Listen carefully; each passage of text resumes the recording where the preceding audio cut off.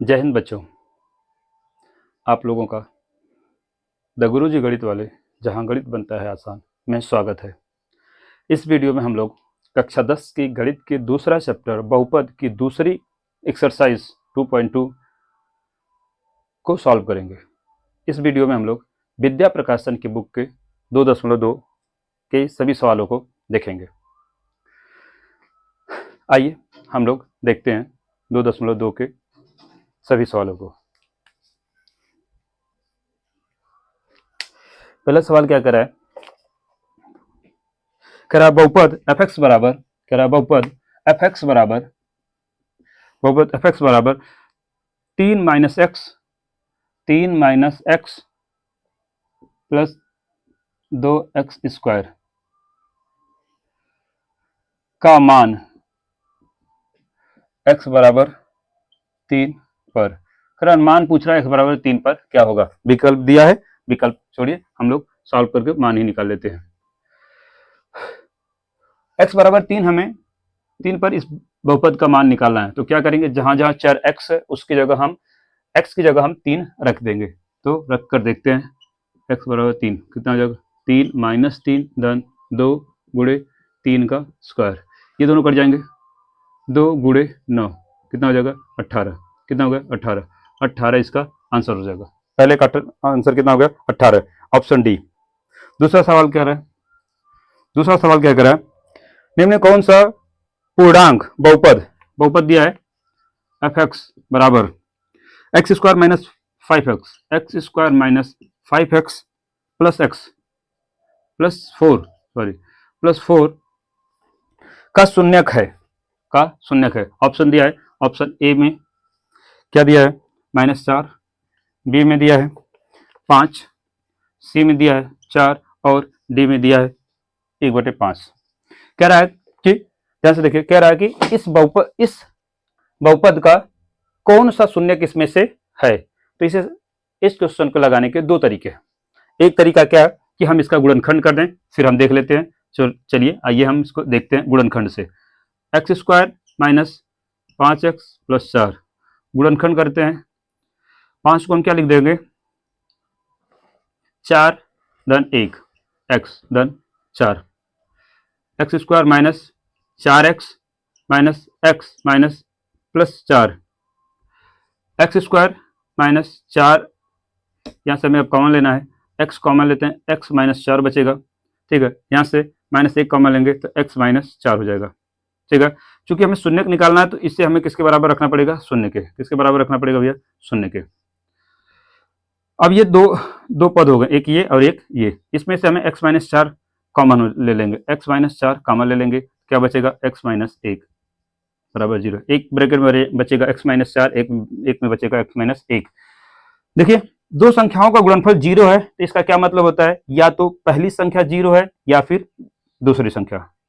दो संख्याओं का गुणनफल 0 तभी आता है जब दोनों में से कोई एक 0 हो। तो x या x माइनस 4 बराबर 0 या x माइनस 1 बराबर 0, ठीक है। तो क्या मिलेगा, x बराबर यहाँ से क्या मिलेगा 4 और यहाँ से x बराबर क्या मिलेगा 1। x बराबर 1 और 4 दोनों इसके बहुपद हैं, ठीक है। x बराबर 1 रखिए, इसमें 1 रखेंगे तो इसका शून्य हो जाएगा, 1 का स्क्वायर 1 के साथ 5 गुणा करेंगे -5 और यहाँ पर हो जाएगा 4, 4 1 5 और ये 0, ठीक है। तो इसके शून्य क्या हो जाएंगे भैया, शून्य क्या हो जाएगा 4 और 1। हमारा ऑप्शन में सिर्फ 4 दिया तो 4 इसका ऑप्शन आंसर हो जाएगा। एक तो हुआ ये तरीका कि गुणनखंड विधि से हम इसे लगा लेते हैं। अगर भाई दबे आपको गुणनखंड विधि नहीं आ रहा है या फिर नहीं समझ में आ रहा तो क्या करिए, इसी ऑप्शन को उठा के इसमें रख दीजिए, सभी ऑप्शन को इसमें रखिए, जिसमें 0 आ जाएगा वो हमारा बहुपद का शून्यक हो जाएगा। जरा सभी की जगह x का मान रखिए, एक बार x बराबर -4 रखिए, f -4 का स्क्वायर माइनस 5 गुणे -4 प्लस 4 का स्क्वायर 16 माइनस प्लस 4 5 20 धन 4, अरे ये तो 40 हो गया, ये तो कितना होगा 40, जो कि 0 के बराबर नहीं है। अब हम f बराबर 5 रख लेते हैं, x बराबर 5 रखते हैं, x बराबर 5 रखेंगे तो 5 का स्क्वायर ऋण 5 गुणे 5 धन 4, 5 का स्क्वायर 25 ऋण 25 धन 4, ये तो कट गए लेकिन बचा क्या 4, जो कि 0 के बराबर नहीं है। अब हम x बराबर रखेंगे, x बराबर रखेंगे 4, x बराबर 4 रखेंगे तो क्या हो जाएगा, f4 बराबर कितना हो जाएगा, 4 का स्क्वायर माइनस 5 गुणे 4 धन 4, 5 का स्क्वायर 16 माइनस 4 बच्चे 20 धन 4 हो गया 20 ऋण 20 बराबर 0। तो यही हमारा आंसर है, यही हमारा क्या होगा आंसर। x बराबर -5 रख के भी देखिएगा नहीं आएगा 0 के बराबर। ठीक है, तो दोनों तरीका है, जिस तरीका से आप चाहें आप उसे सॉल्व कर सकते हैं। अब आते हैं क्वेश्चन नंबर तीसरे पर, देखते हैं तीसरा क्वेश्चन। तीसरा क्वेश्चन क्या करा भैया, देखिए तीसरा क्वेश्चन कह रहा है कि द्विघात बहुपद, तीसरा क्वेश्चन क्या कह रहा है कि द्विघात बहुपद p x square plus q x plus r के शून्यकों का योग है।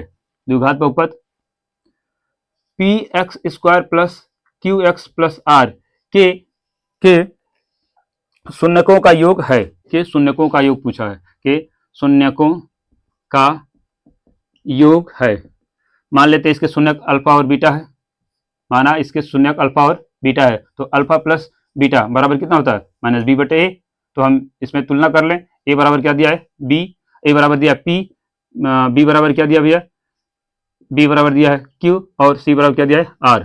तो रखिए अल्फा प्लस बीटा बराबर कितना माइनस बी बटे ए, माइनस बी किसका मान क्यू का, माइनस क्यू बटे ए का मान पी, माइनस क्यू बटे पी, यही हो जाएगा माइनस क्यू बटे पी, ऑप्शन सी। ठीक है, ऑप्शन सी हो गया। अब क्वेश्चन नंबर 4, क्वेश्चन नंबर 4 और 5 को अच्छे से समझना पड़ेगा। आइए समझते हैं क्वेश्चन नंबर 4 और 5 दो। तो आइए अब हम लोग क्वेश्चन नंबर 4 और क्वेश्चन नंबर 5 करते हैं। ये क्वेश्चन थोड़ा सा समझने वाला चीज है, समझकर इसे किया जा सकता है। तो आइए क्वेश्चन नंबर 4 करते हैं। क्वेश्चन नंबर क्या कर रहा है, कोई बहुपद द्विघात बहुपद है एक्स स्क्वायर प्लस के एक्स प्लस के, जहाँ के 0 के बराबर नहीं है, के शून्यक हैं, के शून्यक हैं। इनके शून्यकों के बारे में बताना है कि क्या दोनों शून्यक दोनों धनात्मक है, दोनों ऋणात्मक है, एक धनात्मक एक ऋणात्मक है, या दोनों बराबर है। क्वेश्चन को समझना पड़ेगा अच्छे से। दोनों क्वेश्चन एक ही है, एक्स स्क्वायर प्लस के एक्स प्लस के, ये हमारा बहुपद है। माना इसके शून्यक, माना इसके शून्य अल्फा और बीटा है, अल्फा और बीटा है। हम जानते हैं अल्फा प्लस बीटा बराबर कितना होता है माइनस बी बटे ए। यहाँ हम लोग थोड़ा सा तुलना कर लेते हैं, ए बराबर कितना है 1, बी बराबर कितना है के, और सी बराबर भी क्या है के। अल्फा प्लस बीटा बराबर कितना हो जाएगा माइनस बी बटे ए, मतलब कि माइनस के बटे 1, कितना हो जाएगा माइनस के। ध्यान से सुनिएगा, अल्फा प्लस बीटा का मान कितना आएगा माइनस के। ठीक, ये बात हमें मिल गई। अब अल्फा इंटू बीटा मूलों का गुणनफल या शून्यकों का गुणनफल कितना हो जाएगा माइनस बी बटे ए, कितना होता है सी बटे ए, सी कितना है के बटे 1 बराबर कितना हो गया के। अल्फा इंटू बीटा बराबर कितना आ गया के। अब ध्यान से समझने वाली बात है, दो संख्याओं का जोड़ एक ऋणात्मक संख्या है, दो संख्याओं, उन्हीं दोनों संख्याओं का गुणनफल धनात्मक संख्या है। ये कब संभव है, दो संख्याओं का योग ऋणात्मक है। अब दोनों ऋणात्मक ले लीजिए, -5 -2 कितना हो जाएगा जोड़ने पे -7। ओहो, जोड़ने के बाद तो ऋणात्मक आ गई, दोनों को जोड़ने के बाद ऋणात्मक आ गया। अब दोनों गुणा करिए, -5 गुणे -2 कितना आ गया +10। ओहो, मिल गया। देखिए दोनों हमारे जो मूल हैं वो दोनों ऋणात्मक होंगे। कैसे हो जाएंगे ऋणात्मक, दोनों ऋणात्मक होंगे तो उनको जोड़ने पर हमें ऋण संख्या आएगी। कैसी संख्या आएगी, ऋणात्मक संख्या आएगी, और उन दोनों को गुणा करेंगे तो एक धनात्मक संख्या आएगी। इसका मतलब हमारे जो मूल हैं वो दोनों कैसे होंगे भैया, दोनों ऋणात्मक होंगे। आपको ऐसे करना पड़ेगा। हमें यही बताना है कि अगर कोई बहुपद इस तरह का है, कह रहा है कि इसके शून्यक अगर अल्फा बीटा है, तो कह रहा है कि अगर इनका योग, कह रहा है कि अब हमें बताना है कि इनके मूल क्यों कैसे होंगे, दोनों धनात्मक होंगे, दोनों ऋणात्मक, एक धनात्मक एक ऋणात्मक, या दोनों बराबर होंगे। तो हम क्या करेंगे, मान लेंगे कि इसके ये मूल हैं। मान लेते हैं इसके मूल 5, और एक बार धनात्मक मान लेंगे, एक को धन एक को ऋण मान लेंगे, एक को ऋण एक को धन मान लेंगे। अब ऐसे मत करिएगा कि इसको ऋण मान ले इसको धन मान ले, तब तो इसका हो जाएगा जोड़ कितना हो जाएगा -3, और इनको जब गुणा करेंगे तो आ जाएगा क्या -10। गुणा करने में कितना आ जाएगा -10। जैसे इसको आपने इसको धन मान लिया है, ठीक, इनको गुणा करेंगे तो क्या जाएगा -10। इसका मतलब इनका गुणनफल माइनस नहीं आ रहा है। तो एक धन एक ऋण नहीं होगी संख्या, दोनों धनात्मक नहीं होगी, दोनों बराबर नहीं होंगे, बचा कौन? दोनों ऋणात्मक। दोनों कैसे होंगे? ऋणात्मक। मेरे ख्याल से पहला सवाल आपको खूब बढ़िया से समझ में आ गया होगा। अब आते हैं दूसरे सवाल पे। दूसरा सवाल भी यही है, पांचवा है। पांचवा भी क्या है? पी एक्स क्या है? एक्स स्क्वायर प्लस के एक्स प्लस के, जहां के जीरो के बराबर नहीं है, कि माना इनके शून्यक अल्फा और बीटा है, तो कह रहा है कि क्या दोनों धनात्मक नहीं हो सकते? दोनों धनात्मक नहीं हो सकते, दोनों धनात्मक नहीं हो सकते, दोनों ऋणात्मक नहीं हो सकते, नहीं नहीं नहीं, दोनों ऋणात्मक हो सकते हैं। सदैव सदैव असमान होंगे? नहीं, सदैव बराबर होंगे। दोनों धनात्मक नहीं, कह रहा है कि शून्यक दोनों धनात्मक नहीं हो सकते। हाँ बिल्कुल, दोनों धनात्मक नहीं हो सकते। कहां दोनों? एक को एक 5 एक ऋण में आया था, और दोनों कैसे आए थे? दोनों ऋणात्मक आए थे। दोनों कैसे आए थे? ऋणात्मक। इसका मतलब कि दोनों धनात्मक नहीं हो सकते। दोनों क्या हो सकते हैं? ऋणात्मक। दोनों ऋणात्मक नहीं हो सकते? नहीं नहीं, हो सकते हैं। सदैव असमान नहीं। इसका आंसर क्या है? दोनों धनात्मक नहीं हो सकते, दोनों धनात्मक नहीं हो सकते, ये इसका आंसर है। अब आते हैं क्वेश्चन नंबर 6 पे।